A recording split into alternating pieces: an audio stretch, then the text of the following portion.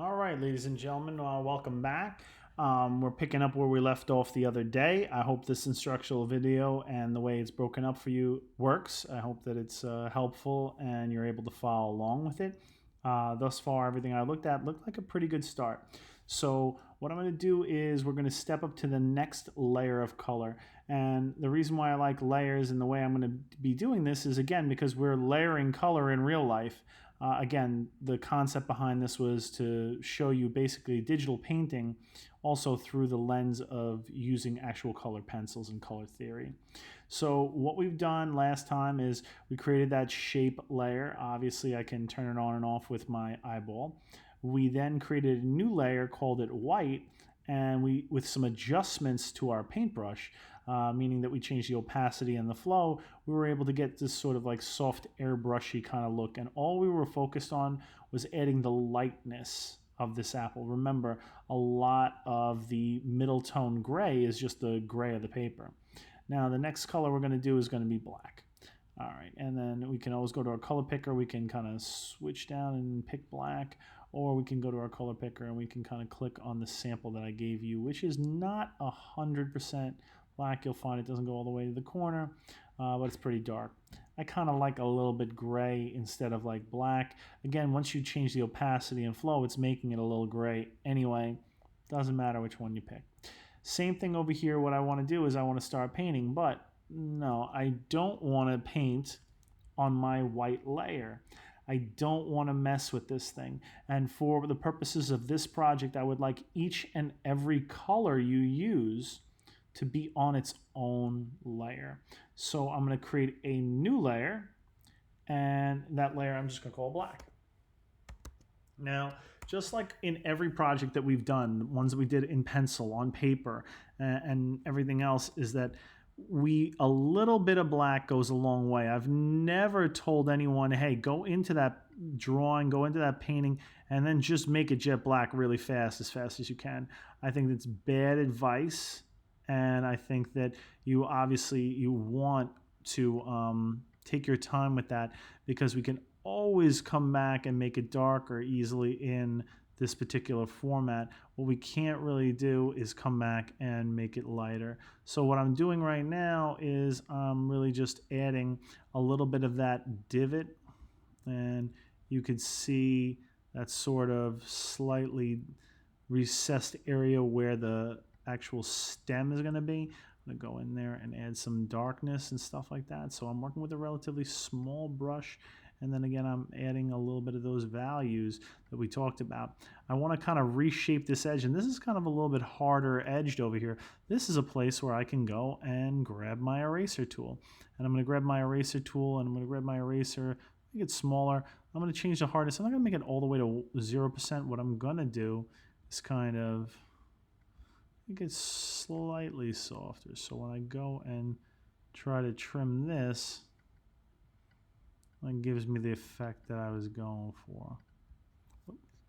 And I'm just going to undo that. And again, you can use the eraser and lower the flow and opacity of the eraser so it doesn't really like destroy or erase everything you want it to. All right, so I started with that little corner in there, and then I'm going to go back to my brush tool. This time I'm going to work on this dark area, and what I'm going to do is I'm going to just increase the size of my brush, not that big, and I'm going to start adding some of that value. Now what I recommend is turn your opacity and flow down on this. You don't want this thing getting super dark super fast. What we wanted to do is basically try to get the sense of the same sort of shading that you see in the other picture, and realize, oh, I forgot to mention, when I was erasing before, you noticed I wasn't able to erase the white, because again, the white's on a different layer, and that's an important part.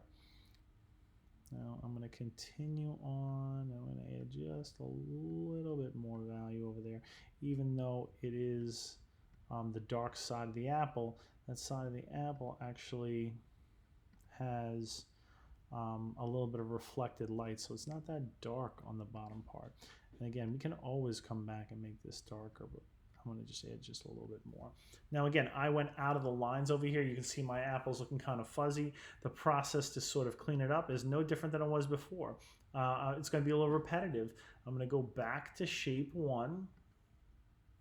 I'm going to grab the magic wand tool. We looked at that at the last video, the magic wand tool.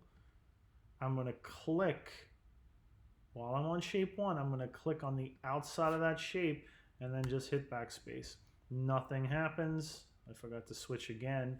You need to go then from shape to the layer that you're working on. In this case, it's the black one. Now I'm going to hit delete, and you can see all of that stuff just disappeared, giving me a nice crisp edge. All right.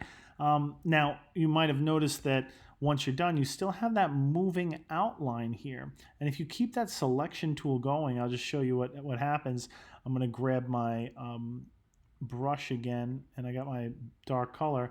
All right, you can see I'm starting to put some of that dark color on the back here, but when I try to add any of that dark color to the actual apple, it won't let me do it because everything else but the apple has been selected. So sometimes that's going to be helpful in doing the next layer. So what I want you to do is make sure you hit Control and the letter D to deselect. All right, ladies and gentlemen, what I want you to do is I want you to sincerely work on making the best black and white digital apple that I've ever seen. And with that, what we're going to be doing is we're going to step up to the coloring.